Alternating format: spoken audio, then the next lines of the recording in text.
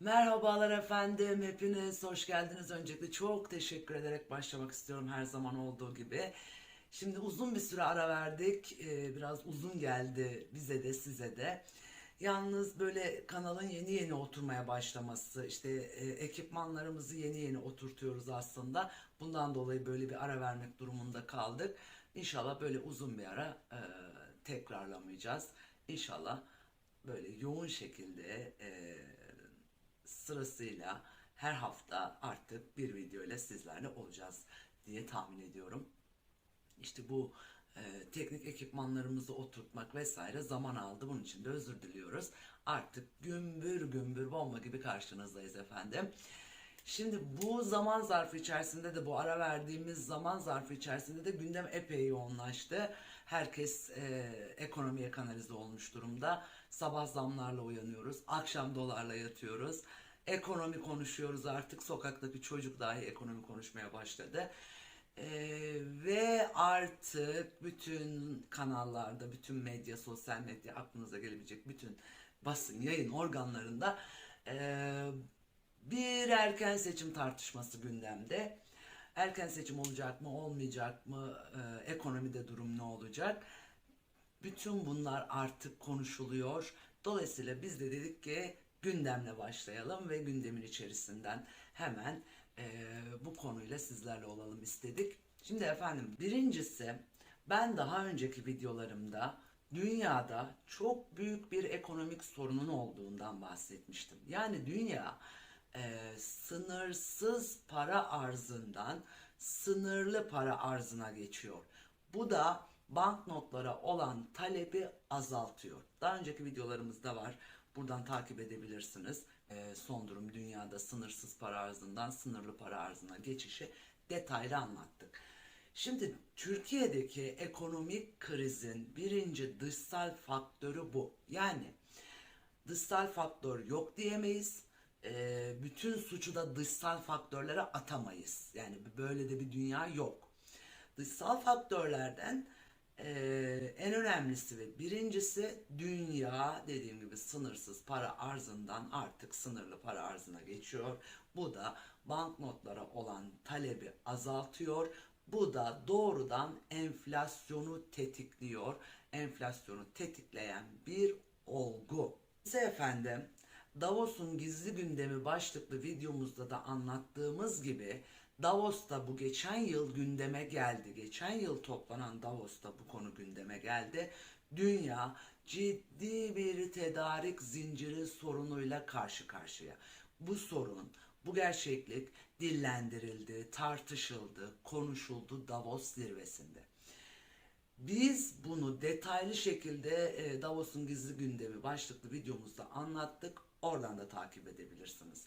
Ve bu tedarik zincirindeki aksama, bu tedarik zincirindeki problem ister istemez ekonomide, gıda sektöründe özellikle sorunlara neden oluyor ve gıda fiyatlarının artışının altında yatan nedenlerden biri de bu. Tek başına dolar değil. Yani dolar artıyor diye fiyatlar artmıyor. Şimdi şöyle bir durum var. Şu anda ciddi tartışma konusu, işte dolar düştü, neden fiyatlar geri alınmıyor? Böyle bir durum söz konusu değil, çünkü piyasada tedarikçiler de herkes, dükkanlar, alışveriş yaptığınız perakendeciler de fiyatların artışının tek nedeninin dolar olmadığının farkında. Tedarik zincirindeki eksiklikler, aksaklıklar fiyatları otomatikman arttırıyor. Zaten ekonomideki ikinci dışsal faktör sorunumuz da bu efendim. Bunun da altını çizmeden geçmek istemiyorum. Dediğim gibi Davos'un gizli gündeminde bundan ciddi manada bahsettik. Mavi ekonomi, mavi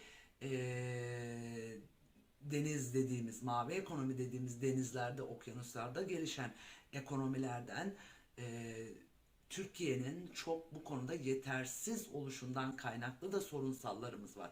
Detaylı orada da bahsettik bu konulardan. Üçüncüsü efendim çip krizi ve en önemlisi iklim değişikliği. İklim değişikliği ile ilgili alınabilecek tedbirler konuşuldu. Bunlar Türkiye İklim Anlaşması'na dahil oldu.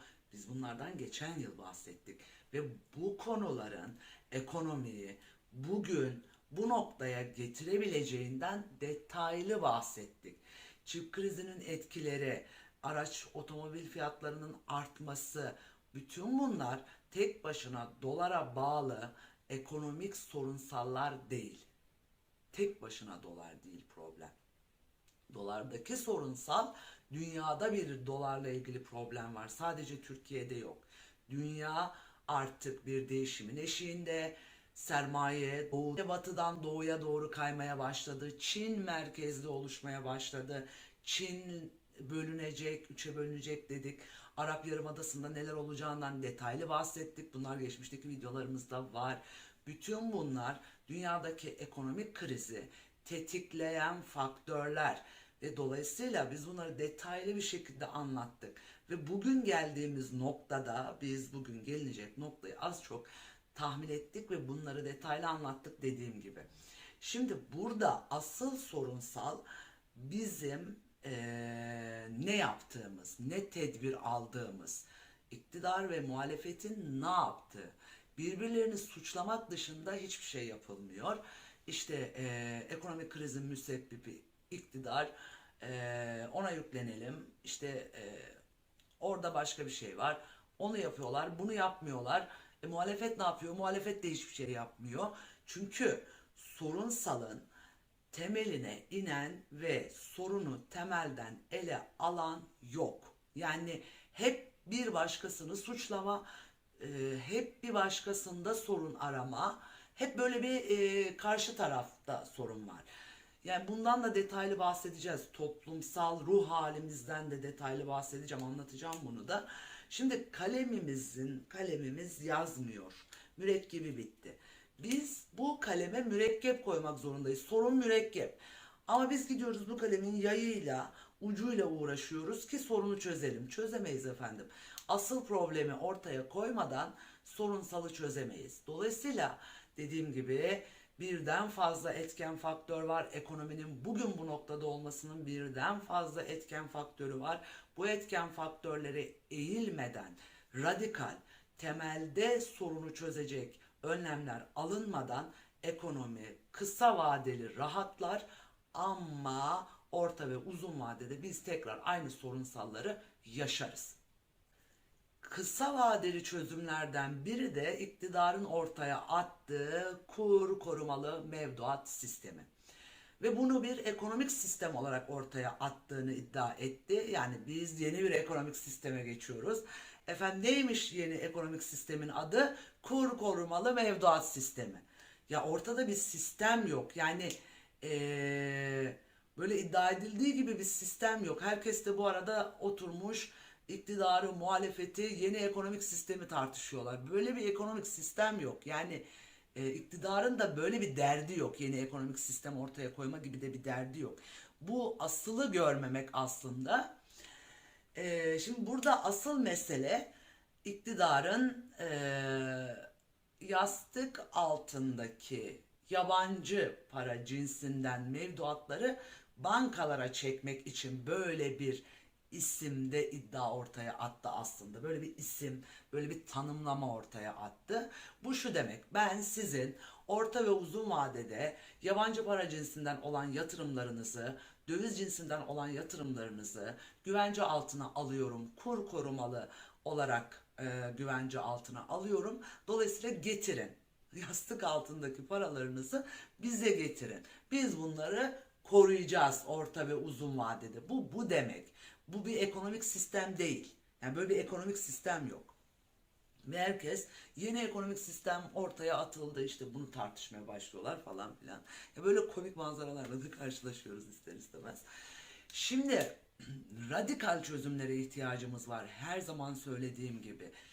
Burada e, iktidarın da muhalefetin de bir radikal, net, kesinlikle can suyu olacak bir çözümü yok efendim. Bunu da görüyoruz. Gözle görülür bir şekilde ortada zaten.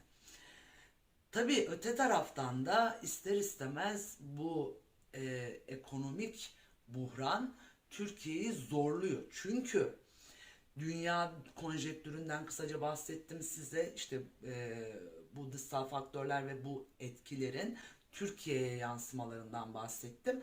Artı içeride biz bir üretim ekonomisi değiliz. Biz tüketim ekonomisi haline geldik.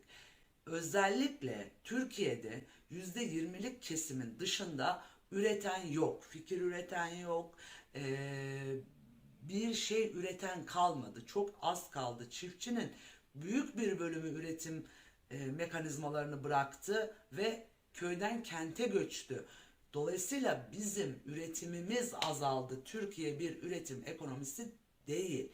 Dolayısıyla da dışsal faktörlerden veya doların en küçük bir hareketliliğinden takır takır etkileniyoruz. Patır patır dökülüyoruz. Bu kadar basit. Biz üretim ekonomisine geçmek zorundayız. Türkiye'de üretim kapasitesi yüksek. Her fırsatta söylüyorum. Üretim kapasitesi yüksek. Türkiye'de kaynak mevcut. Yetişmiş insan mevcut. Bunlar üretime kanalize edilebilir. Para yok diyemeyiz. Para var. Para var ama para üretime kanalize edilmiyor. Katma değere kanalize edilmiyor. Türkiye'de üretime ve katma değere ayrılan bütçe çok az. Bunun gözden geçirilmesi gerekiyor tekrar tekrar. Dolayısıyla da hal böyle olunca yok o oldu bu oldu değil. Faktörlerin, üretim faktörlerinin tamamı üretime kanalize edilmek zorunda Türkiye'de. Aksi takdirde biz bu ekonomik krizle bugün kısa vadede baş edebiliriz. Yarın belki kısa vadede baş edebiliriz ama orta ve uzun vadede baş edemeyiz ve yine bu sorunsal karşımıza çıkacak. Bunu konuşması lazım muhalefetin. Özellikle muhalefetin bunu konuşması lazım artık. Üretim faktörlerinin, üretim elementlerinin devreye sokulması gerekiyor artık ve bizim üretime kanalize olmamız gerekiyor. Çok açık ve net. Tabi burada bir de fırsatçıları da atlamayalım. Yani bunların da etkileri yok değil, ekonomide ciddi etkileri var. Bir gecede dolar milyarderi olan insanlar var. Yani dolar bir anda yükseliyor, bir anda düşüyor. Dolayısıyla oradaki fırsatçıları da atlamayalım. Onların da altını çizmeden geçmek istemiyorum. Şimdi tabii bütün bunları alt alta koyduğumuzda ister istemez Türkiye ekonomisindeki bu çıkmaz, bu zorlama aslında ortada bir çıkmaz yok. Çok rahat bu ekonomik buhran aşılabilir. Yalnız bunu aşabilecek proje ortaya koymak lazım. Bunu da ben pek göremiyorum. Yani bu ekonomik buhranı ortadan kaldıracak ve vatandaşı rahatlatacak bir çözüm önerisi ortaya koyanı çok görmüyorum. Evet, her fırsatta söylüyorum. Daha önce de asgari ücretle ilgili yapmış olduğum çekimde detaylı anlattım bunu. Özellikle memur zamlarına, asgari ücrete yapılan zamlar şu anda bile eridiler. Bu görünen bir şey. Çünkü her fırsatta söylüyorum. Asgari ücreti miktar olarak arttırmak çözüm değil. Rakamsal olarak arttırmak çözüm değil. Ekonomi içerisinde yani vatandaşın aldığı ücreti bizim nitelik olarak arttırmamız lazım. Yani niteliği önemli burada alınan asgari ücretin veya alınan maaşların. Alınan maaşın ekonomi içerisinde eriyememesi için enflasyonun kontrol altında tutulması gerekiyor. Tek başına miktar olarak arttırmamız hiçbir işe yaramayacaktır. Bu da görünen bir şey zaten. Tabii bu çıkmaz ister istemez Türkiye'de bir erken seçim tartışmasını gündeme getirdi. Yalnız ben bir yıl öncesinde neredeyse şunu söylemiştim. 2021'in sonunda veya 2022'nin başlarında bir seçim kararı alınacağına dair bir beklentim olduğundan bahsettim. Hala aynı beklenti içerisindeyim çünkü şu anda zaten bütün siyasi partiler, herkes seçim atmosferinin içerisine girmiş durumda. Piyasalar olası bir seçimi bekliyor. Herkes, bütün yatırımcılar, büyük yatırımcılar olası bir seçimi bekliyor. Piyasada buna odaklanmış durumda, bir seçim atmosferi oluşmuş durumda. Tabii iktidar partisi buna direniyor. Ne kadar seçime gitmeyeceğim dese de, ne kadar dirense de yani bu benim şahsi fikrim, çok da direnebileceğini, çok da bu konuda 2023'e kadar direnilebileceğini çok düşünmüyorum, görmüyorum. Yani en azından öngörülerim bu şekilde. Şimdi burada efendim özellikle yani iktidarın adayı az çok belli, muhalefetin adayı çok tartışma konusu, kim olacak diye veya seçimi kim alır diye. Şimdi seçimi kim alır bunu öngörmek şu anda zor. Tabii iktidar partisinin oy kaybettiğini düşünüyoruz ama kaybedilen oylar muhalefete gitmiyor. Yani ortada evet iktidar partisinden kayan bir kitle var, ayrılan bir kitle var ama bunlar muhalefete gitmiyor. Yine CHP'ye gitmiyor. CHP bu oyları alamıyor. Yani orada bir çıkmazı var ana muhalefet partisinin. Ee, Yalnız şöyle bir durum var, onu da gözlemlemek mümkün. Ana muhalefet partisi tarihinde ilk defa halka dokunmayı başarmaya başladı. Yani halka dokunuyor artık. O yüreğine, halkın yüreğine dokundu. Onu anlamaya başladı. Halka anlamaya başladı aslında. Halk da haliyle onu anlamaya başladı. Dolayısıyla böyle bir karşılıklı diyalog da oluştu aslında CHP ile halk arasında. Bu da onun artı hanesine yazılıyordur ister istemez. Şimdi burada muhalefetin adayı kim olacak? Ya kim alacak kısmı biraz çok böyle hani afaki bir söylem olur. O yüzden bunu söylemek çok istemiyorum. Ama diğer taraftan muhalefetin adayı, Cumhurbaşkanı adayı kim olacak tartışmalarına biraz değinmek istiyorum. Şimdi özellikle Kemal Kılıçdaroğlu konuşuluyor. Mansur Yavaş ve Ekrem İmamoğlu çok fazla kamuoyunda e, yer alan isimler bunlar ağırlıklı olarak. Öte taraftan da kamuoyunun beklentisi Mansur Yavaş'tan tarafa, yani kamuoyu yoklamalarında ağırlıklı o görünüyor. Yalnız ben bu isimlerin aday olacağını çok düşünmüyorum. Yani bu üç ismin de aday olacağını ve aday gösterileceğini çok düşünmüyorum. Daha toparlayıcı, daha kucaklayıcı, her kesime hitap edebilen, özellikle ekonomi alanında ciddi projeler ortaya koyabilecek, çözümler ortaya koyabilecek ve kamuoyunda da özellikle piyasalarda olumlu karşılık bulacak bir ismin olacağını düşünüyorum. Ekmelettin İhsanoğlu formatında ama tam olarak da öyle demeyelim. Biraz daha halkın tanıdığı, biraz daha halka hitap edebilecek birinin aday gösterileceğini düşünüyorum. Tabii Mansur Yavaş olabilir mi? Evet, çok ciddi bir beklenti var ama ben onun değil de daha çok böyle bir profilin aday gösterileceğini düşünüyorum. Bu da daha kucaklayıcı, daha kapsayıcı biri olacaktır diye tahmin ediyorum. Öte taraftan parlamentonun çoğulcu katılımla bir parlamento oluşacağını düşünüyorum. Yani çok geniş kitleleri kapsayan bir parlamentonun olacağını düşünüyorum. Bütün partilerin neredeyse girdiği bir parlamento, bir meclis görebiliriz. Çok fazla katılımcının olduğu bir meclis görebiliriz.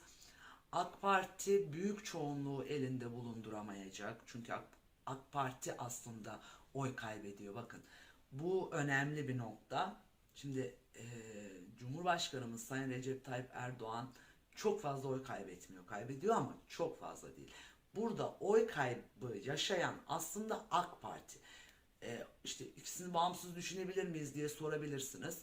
Tamam, belki düşünemeyiz parti lideri olması hasebiyle, yalnız böyle de bir gerçeklik var toplum içerisinde. Dolayısıyla bu gerçekliği de göz ardı edemeyiz. Yani e, iktidar partisi oy kaybediyor ama iktidar partisi lideri çok fazla oy kaybetmiyor.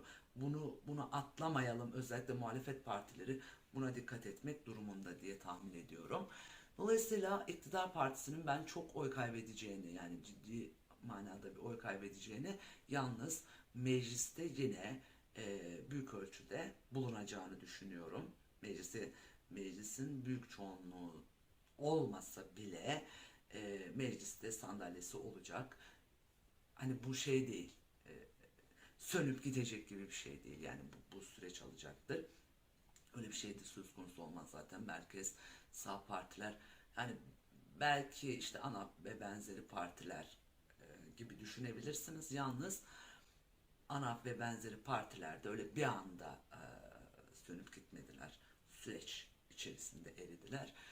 Böyle bir şey söz konusu olabilir ama e, bunun dışında şu olur bu olur demek çok afaki olur. Ama genel düşüncem, genel analizim bu. Burada toplumun da düşüncesi önemli. Biraz da ondan bahsedeceğiz önümüzdeki süreçte. Sonra kadın erkek ilişkilerinden bahsedeceğiz efendim. Ben hepinize çok teşekkür ediyorum tekrardan. Şimdilik bu kadar diyelim. Hoş kalın, hoşça kalın, esen kalın.